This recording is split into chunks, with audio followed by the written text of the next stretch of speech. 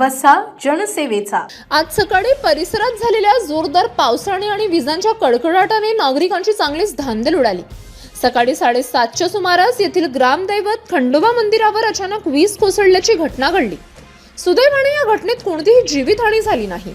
मिळालेल्या माहितीनुसार आज सकाळी 7:30 वाजताच्या दरम्यान परिसरात विजेच्या कडकडाटासह जोरदार पाऊस सुरू होता। यावेळी मोहन काडे यांची आई मंदिरात दररोजप्रमाणे पूजा करत होत्या।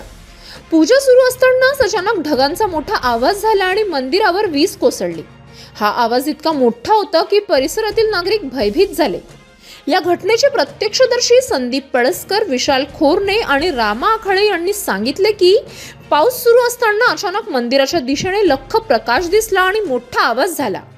वीज कोसळली त्यावेळी मंदिरात भाविकांची गर्दी नव्हती, ज्यामुळे मोठा अनर्थ टळला। मंदिराच्या काही भागाचे किरकोळ नुकसान झाले असून परिसरात दहशतीचे वातावरण आहे। सुदैवाने मंदिरात पूजा करणाऱ्या माऊलींना कोणतीही इजा झाली नाही। या घटनेची माहिती मिळताच ग्रामस्थांनी मंदिरात धाव घेतली। City news.